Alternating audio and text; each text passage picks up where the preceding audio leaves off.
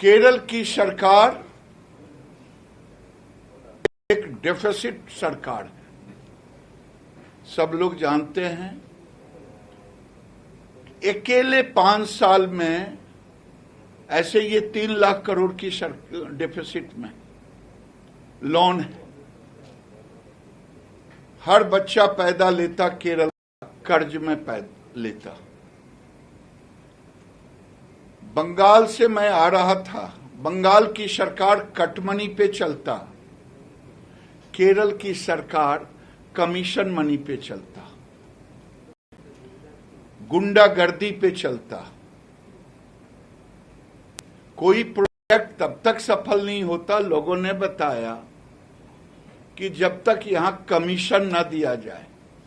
इसलिए देश में केरल की सरकार आज पॉपुलर गवर्नमेंट नहीं बल्कि कमीशन गवर्नमेंट है। ये सरकार अपीजमेंट की सरकार है, तुष्टीकरण की सरकार है, और वो अपीजमेंट है जो पूरा केरल लव जिहाद और हलाल जैसे तुष्टीकरण पर चल रहा है। केरल मैं पहले एमएसएमई का मिनिस्टर था, राधा कृष्णन जी आवर चेयरमैन कोकोनट बोर्ड, कायर बोर्ड। कायर कोकोनट लोगों ने केरल से जाना, पूरा देश। लेकिन केरल की सरकार आज तमिलनाडु, कर्नाटक, आंध्र की ओर शिफ्ट कर रहा है इंडस्ट्री। क्या कारण है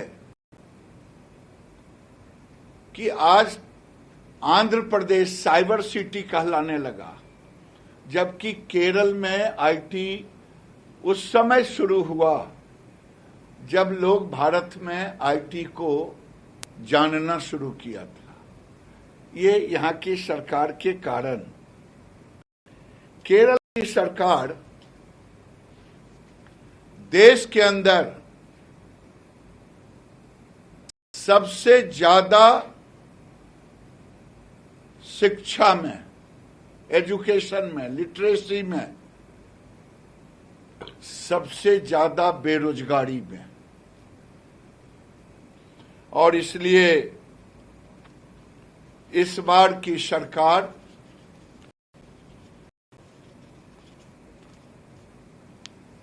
बीजेपी की सरकार होगी। 60 साल से केरल के अंदर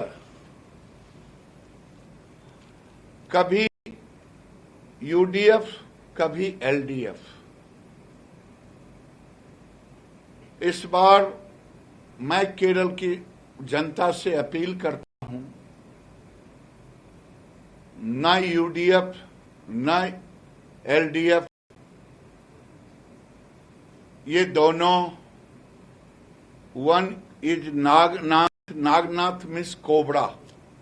बिहार में, उत्तर प्रदेश में एक कहावत है, एक नागनाथ दूसरे सांपनाथ। One is cobra, another is a snake. ना मुझे चाहिए नागनाथ, ना चाहिए सांपनाथ, मुझे चाहिए विकासनाथ। आज भारतीय जनता पार्टी ने मेट्रो मैन के नाम से जानने वाले श्रीधरन को हमने इसीलिए उनके नेतृत्व में लड़ाई लड़ रहे हैं।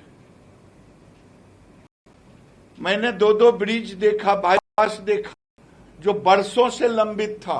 मोदी के आने के बाद ही ये पूरा हो पाया। और एक ब्रिज तो मुझे बताया कोई में, वो क्रैक कर गया। यूडीएफ से शुरू हुआ था, एलडीएफ में आकर के पूरा हुआ, और उसके बाद क्रैक किया और श्रीधरन ने उसको रिपेयर किया। तो मैं कहता हूं कि इस बार हम न यूडीएफ, न एलडीएफ, न नागनाथ, न सांपनाथ, हमें चाहिए विकासनाथ। और आज इसीलिए जैकब जैसे लोगों को आगे किया, श्रीधरन जैसे लोगों को आगे किया, नए नए यूथ को आगे किया, कल्चरली लोगों को आगे किया है। मेरा विश्वास है आने वाले दिन में बीजेपी की सरकार बनेगी। जिस डिपार्टमेंट से मैं बिलोंग करता हूं, मैं घूम घूम करके मीडिया के मित्रों से कह रहा हूं, एक लायर है, एक सुपर लायर है। लायर है कांग्रेस, सुपर लायर है एलडीएफ। मैंने कहा कि ये सरकार गुंडागर्दी की सरकार है, स्मगलिंग की सरकार है पूरे देश में। मैं उस पर बहुत कुछ नहीं कहूंगा। मैं जब पेपर में पढ़ा था, जब जानने की कोशिश की, तो लगा कि चीफ मिनिस्टर के ऑफिस से गोल्ड का स्मगलिंग, तो मुझे लगा ये स्मगलिंग की सरकार है। यहां के लोगों से इस सरकार को कोई मतलब नहीं। हमने, प्रधानमंत्री ने 70 साल में फिशरी डिपार्टमेंट को केवल सेंट्रल एलोकेशन, जिसमें मेजर पोर्शन कांग्रेस रहा, वो 3,682 रुपीज का central allocation by the fishery department, और जिसके कारण 70 साल में देश में मैराइन और एक्वाकल्चर मिलाकर के 100 लाख टन फिश का उपज हुआ। आज मोदी ने 6 साल में ब्लू रेवोल्यूशन के बाद के साथ क्रांति लाया और 6 साल में 35,000 करोड़ का इन्वेस्टमेंट का, जिसके कारण आज 70 साल में 100 लाख टन और 6 साल में 150 लाख यानी 50 लाख टन की वृद्धि हुई। ये मोदी के विजन के कारण हुआ। मैं राहुल गांधी से कहना चाहता हूं, मेरा दुर्भाग्य है कि उन्होंने क्वेश्चन भी किया था 2 फरवरी को मेरे डिपार्टमेंट में। अब तो मैं आगे सोच रहा हूं कि एक नोटिस दूं कि ये क्वेश्चन आपने किया था कि आपके नाम पर कोई फ्रॉड किया था। 2 फरवरी को लोकसभा में राहुल गांधी ने क्वेश्चन किया था, और वो क्वेश्चन अगर उन्होंने किया था तो फिर पूछा क्यों? तो मैं आज आपके सामने दूसरा कह रहा हूं कि केरल की सरकार पुअर फिशरमैन के साथ धोखा दे रही है। धोखा ये दे रही है कि एक एग्रीमेंट किया है विदेशी कंपनी के साथ, और मैं जहां जहां जा रहा हूं, फिशरमैन हमारे सामने मेमोरेंडम लेके आ रहे हैं, हमसे रिक्वेस्ट कर रहे हैं कि हमें बचाओ। मैं आज आपके सामने कह रहा हूं कि कोई भी एग्रीमेंट केरल की सरकार जो किया है, भारत की सरकार उसे खारिज करती है, रिजेक्ट करती है, क्योंकि उनको अधिकार ही नहीं है एग्रीमेंट करने का। 12 नॉटिकल माइल ही उन स्टेट के अंदर में है। 12 नॉटिकल माइल के बाद सी का रेगुलेशन सेंटर से होता। तो हम मछुआरों के फेवर में इस एग्रीमेंट जो भी किए हैं, जो आ रहे हैं मछुआ भाई, मैं आपके माध्यम से उनसे कहना चाहता हूं कि मैं उसको रिजेक्ट करता हूं, भारत की सरकार। और दूसरा, 9 हार्बर, जिसमें 4 हार्बर यहां की सरकार फेडरलिज्म की बात करता है, 4 हार्बर में पैसा हमारा केंद्र का 75%, और हमारे सेंट्रल मिनिस्टर मुरलीधरन को भी नहीं साथ लिया और उसका उद्घाटन ओपनिंग कर दिया। 5 और हार्बर, 9 हार्बर के लिए हमने पैसा दिया, और अभी भारत सरकार ने देश में एंड टू एंड सॉल्यूशन जो मछुआरों के हित के लिए होगा, 5 हार्बर को हमने टेकअप किया है। वो अलग बात है, 4 हार्बर, एक बंगाल, एक चेन्नई, एक विशाखापट्टनम, एक उड़ीसा पारादीप, और 5वां हार्बर चेन्नई का है, जिसमें सारे फैसिलिटी होंगे। फिशरमैन जब मछली मार के आएंगे तो एंड टू एंड सॉल्यूशन होगा मार्केटिंग तक। ये भारत सरकार के द्वारा होगा। उसमें भी कंफ्यूजन पैदा किया जा रहा है। मुझे कल मिले थे, ये प्राइवेटाइजेशन किया जा रहा है, यानी कंफ्यूजन पैदा करना और मछुआरों के हक को मारना। तीसरा, मुझे कुछ मछुआरों ने कहा मुझे कमीशन देना पड़ता है हार्बर पर। एक खास समुदाय के लोग हमसे जबरदस्ती पैसा लेते।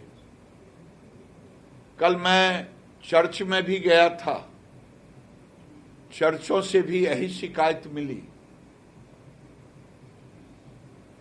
कि एक खास समुदाय के लोग मछुआरों के साथ ऐसा कर रहे हैं।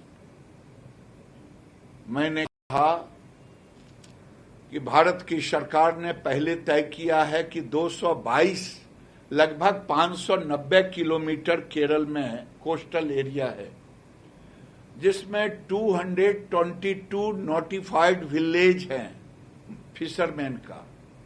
उन विलेज को हम अगर देश के अंदर में स्मार्ट सिटी बन सकता है तो हम उसमें phase by phase smart village बनाने का एक योजना बनाया है, जो राज्य सरकार को भी इन्फॉर्म किया है। और सभी गांव में एक एक सागर मित्र होगा, जिसको 10,000 से 15,000 वो किसी फिशरमैन का बेटा ही उसी गांव का होगा, जो उन्हें सिखाएगा, सैनिटाइजेशन सिखाएगा, पॉलिथीन फ्री सिखाएगा। भारत सरकार उसमें सुनामी शेल्टर देगा, घर देगा, सी बीड वैल्यू एडिशन का एंड टू एंड सॉल्यूशन देगा महिलाओं के रोजगार के लिए। ऑर्नामेंटल फिश का काम वो महिला करेंगी, यानी अगर फिशरमैन समुद्र में जा रहे हैं तो घर में बैठी हुई महिलाओं को रोजगार देने के लिए वहीं का बेटा, वहीं का लड़का उसी गांव का करेगा। मैं समझता हूं कि ये देश में पहला राज्य होगा जिसके जितने गांव नोटिफाइड, सभी गांव को हमने टेकअप किया है।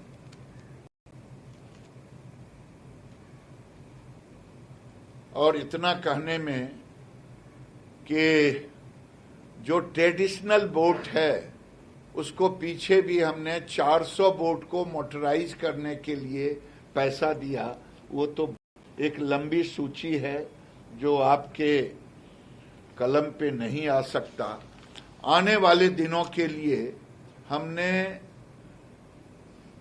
967 करोड़ का मछुआरों के लिए, मछुआ के हित के लिए, उसमें टेक्नोलॉजी भी होगा, कई चीज होगा, उसके लिए प्रावधान रखा है।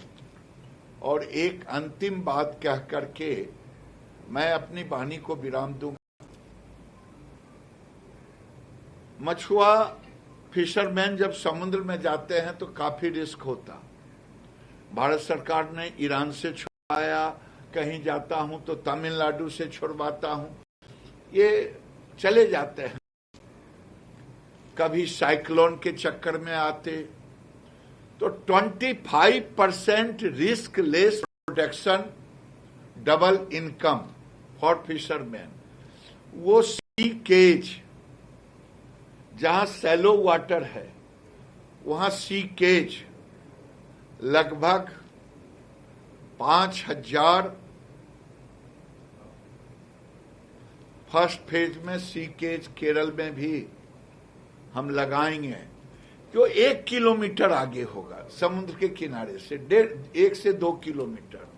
कभी साइक्लोन आ जाए तो वो वहां से तुरंत आ सकते हैं, और उनकी आमदनी सी में जाने से ज्यादा आमदनी वो केज कल्चर में है।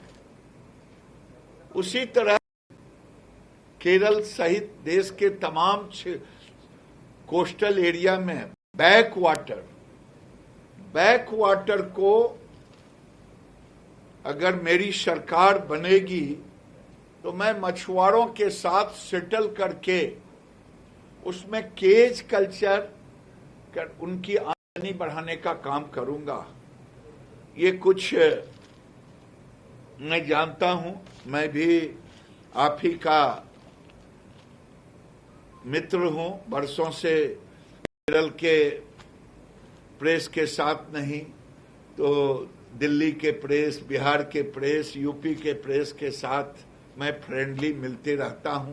मैं जानता हूं कि इससे ज्यादा आपकी कलम पे चढ़ नहीं पाएगा, और मैं अंत में अपनी बात को विराम देते हुए कहूंगा, आने वाला ये चुनाव लोगों ने जब कहा कि आप कैसे, हाउ कैन से कि गवर्नमेंट विल बी फॉर्म, मैंने कहा सरकार कौन बनाती, जनता बनाती, मतदाता वोट देते। आज मतदाता तुष्टीकरण के कारण यहां की जनता भयभीत भी है, डरी हुई है, चेंज चाहती है, विकास चाहती है, और वो विकास, वो भयमुक्त, सबका साथ सबका विकास देने में अगर सक्षम है वो है भारतीय जनता पार्टी। और इस बार मैं चर्चों में जाने के बाद मुझे एहसास हुआ है कि लोग चैन चाह रहे हैं, इसलिए ये मेडिकल नहीं बल्कि एक तरह से नेचुरल फेनोमेना के तहत होगा कि लोग अब चैन चाहते हैं, न नागनाथ न सांपनाथ, हमें चाहिए विकासनाथ, और वो विकासनाथ श्रीधरन और मोदी का विजन है। बहुत बहुत Have you met, how many times has fisheries minister spoken to you, have met you? Has there been any discussion about this deep sea fishing with the central government at any point of time? ऐसा कुछ बातचीत हुआ था क्या आप मर्सिकुटियामा से, fisheries minister से? नहीं, हमारी मीटिंग नहीं हुई है। हमें फिशरमैन ने कल है कहा, कई जगह मुझे प्रेजेंटेशन दी गई, और मैं तो दुखित हूं यहाँ के डिपार्टमेंट से कि बिहार के माल महाराज का मिर्जा खेले होली, पैसा भारत सरकार का, और लोगों के बीच जो मिनिस्टर हैं और चीफ मिनिस्टर, उन्होंने उद्घाटन कर दिया खबर का। यही संघीय ढांचा है। मैं तो इस पर आपत्ति दर्ज करता हूं कि उनके इस व्यवहार को। आप बोल रहे हैं मर्सिकुटियामा आपसे कभी नहीं मिला? नहीं, हमसे नहीं मिला। कुछ चीजों के लिए कुछ हमारे डायरेक्ट हमारी की बातें नहीं हुई। गवर्नमेंट केरला कहते हैं कि वो एग्रीमेंट नहीं है, ऐसे कुछ एग्रीमेंट नहीं है, प्राइमा फेसी वो एग्रीमेंट। पब्लिक पुअर फिशरमैन डरी हुई है, उसने मुझे कहा है, मैं उसको नकारता हूं। आप कल आर्चबिशप आलपुरा से मिले थे, तो बातचीत में क्या हुआ था? अच्छी वार्ता हुई, सोशल हार्मोनी की वार्ता हुई, फिशरमैन के लिए वार्ता हुई। सब साथ में उनको भी ऐसा अप्रिहेंशन है एग्रीमेंट के बारे में? सब लोग फिर डरे हुए। ये सरकार कहीं हमारा हक न छीन ले। मैंने कहा है जब तक मोदी है कोई नहीं छीन सकता। चलिए, ई श्रीधरन चीफ मिनिस्टर बनेगा अगर इंडिया आ गए तो आपको लगता है ई श्रीधरन जी कोई चीफ मिनिस्टर बनेगा? अगर हमें यहाँ की जनता भरोसा करेगी तो चीफ मिनिस्टर क्या तमिलनाडु से आएगा? चीफ मिनिस्टर भी केरल का ही होगा। और श्रीधरन के नेतृत्व में अभी हम चुनाव लड़ रहे हैं। കേരളത്തിലെ വർഷത്തിൽ 6 മാസവും ഗുരുതരമായ കടൽക്ഷോഭവും, അപ്പോൾ കേരളത്തിലെ 600 കിലോമീറ്റർ തീരത്ത് ആയിരക്കണക്കിന് വീടുകൾ നശിക്കുന്നു ഓരോ വർഷവും. മത്സ്യത്തൊഴിലാളികൾ ഭയങ്കരമായ ദുരിതത്തിലാണ്. അപ്പോൾ നമ്മുടെ ഇന്ത്യയുടെ അതിർത്തി സംരക്ഷിക്കുന്നതിന് കോടിക്കണക്കിന് രൂപ ചെലവാക്കുന്ന പോലെ നമ്മുടെ ഈ കേരളത്തിന്റെ സമുദ്ര അതിർത്തി കാക്കുന്നതിന് കേന്ദ്രം എന്തെങ്കിലും ഒരു കാര്യം ചെയ്യാൻ, ഈ മന്ത്രാലയം ചെയ്യാൻ പറ്റുമോ? आओ नहीं यार, तुम बगल में आओ ना। वो बोल रहे कि बहुत फ्लड्स बहुत ज्यादा होते हैं 600 किलोमीटर कोस्ट लाइन पे, तो इसका प्रोटेक्शन जैसे हाँ, सी वॉल, और हाँ डिमांड किया है सी वॉल के लिए यहाँ के मछुआरों ने। मैंने कहा कि मैं दिल्ली जा करके बात करूंगा। ये पहला स्टेट है जहां मुझे सी वॉल का डिमांड हुआ है। അങ്ങനെ മന്ത്രാലയം കോടിക്കണക്കിന് രൂപയുടെ പദ്ധതികൾ ഇപ്പോൾ പ്രഖ്യാപിച്ചിട്ടുണ്ട്. പക്ഷെ കേരളത്തിന്റെ പ്രകൃതിയും കേരളത്തിന്റെ കടലും സാഹചര്യവും അനുസരിച്ചുള്ള എന്താണ് നൽകിയിട്ടുള്ളത്? നമുക്കിവിടെ എന്താണ്? പിന്നെ കപ്പൽപാതയെ സംബന്ധിച്ചും ഇവിടുത്തെ കടലിൽ പോകുന്ന ബോട്ടുകാർക്ക് കപ്പൽ ഇടിച്ചുള്ള അപകടങ്ങൾ ഉണ്ടാകുന്നു. അപ്പൊ കപ്പൽപാത നമ്മുടെ തീരത്തിന് അടുത്തുകൂടെ പോകുന്നു എന്നുള്ള പരാതിയുണ്ട്. എന്ത് പദ്ധതിയാണ് കേരളത്തിലെ മത്സ്യത്തൊഴിലാളികൾക്ക് അങ്ങനെ സർക്കാരിൽ നിന്ന് കിട്ടുന്നതെന്ന് അറിയാം. पूछ रहे कि साल में 6 महीना फ्लड और साइक्लोन ये सब होते हैं, और वो सी जो शिप का रूट है वो फिशरमैन के रूट से कुछ क्लैश हो रहा है, तो आप क्या उसी के लिए आपने देखा होगा मेरा लक्ष्य है कि फिशरमैन का इनकम कैसे बढ़े, और उसके लिए मैंने 25% सी केज कल्चर की चर्चा आपके सामने किया। सी बीड अल्टरनेट फिशरमैन को इनकम चाहिए। आज अगर समुद्र में मछली मारने जाते हैं इनकम के लिए, वो कोई टूरिज्म करने के लिए नहीं जाते, तो हमें उनके इनकम की चिंता है। धीरे धीरे मैं फर्स्ट फेज में 25% रिस्क लेस डबल इनकम के लिए सी केज, सी बीड, ये सब सारी चीज को इंट्रोड्यूस कर रहे हैं। और मुझे पूरा भरोसा है कि आने वाले दिनों में जब ये कल्चर, अब देखिए दुनिया में मड का मसल, इसकी डिमांड हो रहा है एक्सपोर्ट के लिए, तो ये सब हम जोड़ने का काम करेंगे। मेरा उद्देश्य है उनकी आमदनी बढ़े।